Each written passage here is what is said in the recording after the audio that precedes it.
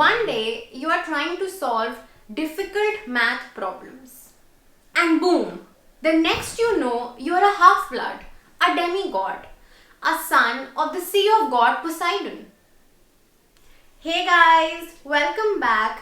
I'm Gunisha and today we are going to be talking about Percy Jackson and the Sea of Monsters by Rick Riordan. This is the second part in the Percy Jackson series. If you haven't read the first, get to know more about it in my previous video. I'll provide the link for that video in the description. In the first part, Percy discovers that he is a half-blood, goes on his first ever quest with Annabeth Chase and Grover Underwood, meets his dad, returns Zeus' lightning bolt and Hades' helmet, and prevents a legit world war from happening. The second part starts with Percy having a dream that his best friend Grover is shopping for a wedding dress, which actually decodes to that Grover is in trouble and danger and needs Percy's help. Further, Percy's most favorite place in the world, Camp Half-Blood, is under attack and no longer safe for half-bloods, and Chiron, Percy's mentor and guide, is fired. Basically, everything is going wrong in Percy's life, as always. Now, unless Percy finds the Golden Fleece, the whole camp will be invaded by big, wide, dangerous monsters. So Percy, being the hero he is, goes on a quest along with Annabeth to find the Golden Fleece, save Grover, and through this journey discover a little more about himself, the prophecy, the Greek gods, the myths, etc. This part is a continuation of Percy Jackson's adventures. You are swooshed in further in this mystical world and its magical story. If you like the first part, you will equally enjoy the second one. There is more trouble, more danger, more magic, more fighting, and most importantly, more fun. In the first part, Percy was just getting to know himself and his true identity.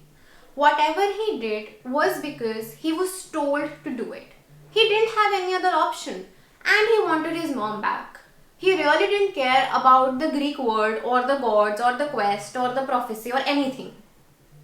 In the second part, you observe a change in him. He is more confident, more at peace, more comfortable in his own skin. He has accepted his identity as a demigod, as a half-blood, as a hero. Even if it means battling with swords, fighting monsters, and just casually trying to stay alive. The whole series is written in first person's point of view. So with his humorous, sarcastic and witty style, Percy is basically telling you his life story. This concept does wonders to the story and makes it a lot more interesting because it literally feels like a friend is describing you an adventure. Fun fact, Percy's mom named him after one of the greatest heroes of Greek mythology, Perseus, who was the son of Zeus. Do check out his story, it's pretty interesting. Now at the end, what I'm going to do is read you the first page, the very first page of Percy Jackson and the Lightning Thief, which is the first part of the Percy Jackson series. I wanted to do this last week only, but I didn't get time, so I'm going to do this now. I really like the first page. It's pretty interesting and just drives you into the story from the very first page. So hear me out. Look, I didn't want to be a half-blood. If you're reading this because you think you might be one, my advice is close this book right now.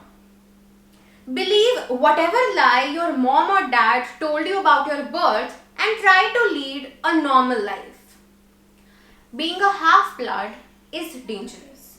It's scary. Most of the time, it gets you killed in painful, nasty ways. If you're a normal kid reading this because you think it's fiction, great, read on. I envy you for being able to believe that none of this happened. But if you recognize yourself in these pages, if you feel something stirring inside, stop reading immediately. You might be one of us. And once you know that, It's only a matter of time before they sense it too, and they'll come for you. Don't say I didn't warn you. If you like this video, please like, share, comment and subscribe. Thank you.